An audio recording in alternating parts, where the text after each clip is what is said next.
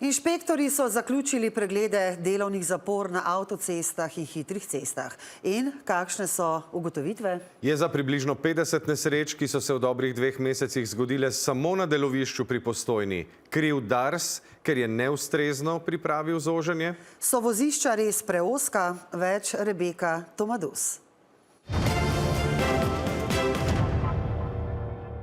Primorska avtocesta v začetku maja, 2 dni zapored. 1 uro, da se nisem premaknil. Katastrofa.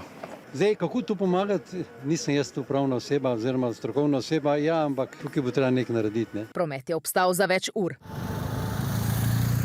Infrastrukturna ministrica Alenka Bratušek je prejšnji teden na teren poslala pristojne inšpektorje. Kljub zagotovilu infrastrukturnega inšpektorata, da nam bodo posredovali ugotovitve, ali so delovne zapore ustrezno označene in pripravljene, pa so nam popoldan le skopo odgovorili, da pojasnil ne bo. Neuradno naj bi na delovišču pri Postojni ugotovili nepravilnosti pri postavitvi prometne signalizacije in opreme. Sigurno je na zakonodajalcu oziroma na vseh upravljavcih, da v osnovi to pripravijo na takšen način, da je skladno za zakonodajo in pa predvsem, da je jasno in nedvoumno vsem voznikom, ki so v prometu. Pravijo na AMZS, a opozarjajo, da je največji del odgovornosti še vedno na voznikih samih. S Pungartnikom smo se odpeljali v smeri Domžal, kjer je enako zoženje, kot denimo pri Postojni. Zdaj, ker se jaz vozim po omejitvi, to je 60 km/h, če pogledava promet, sem med najpočasnejšimi. Ne vem, koliko se lahko vidi v ogledalu tukaj gor, ampak zdaj imamo odzad avto,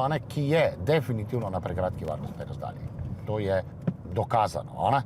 Zdaj, če bi jaz mogel tukaj odreagirati, če bi mogel sunkovito zavirati, smo tukaj v prometni nesreči in jo ne morem preprečiti. Inšpektori so izmerili tudi širino vozišča v vseh delovnih zaporah in naj bi nekatera manjša odstopanja sicer zaznali, vendar da ta naj ne bi bistveno vplivala na varnost. Če se pelješ z omejeno hitrostjo oziroma s to hitrostjo, ki je dovoljena, me bo ta težko prepričala, da je pa zdaj to nevarno. Nevarno bi pa bilo, če bi se speljal tukaj 130. Ja, zakaj? Zato, ker so pasovi preprosto preozki. Za pojasnila smo se obrnili tudi na Dars, kjer so nas zavrnili z enakim pojasnilom kot inšpektorat. Ali so ugotovljene nepravilnosti že odpravili, niso odgovorili. Trajno rešitev pa bi, po mnenju AMZS-ja, prinesel le večji nadzor hitrosti in globe za kršitelje.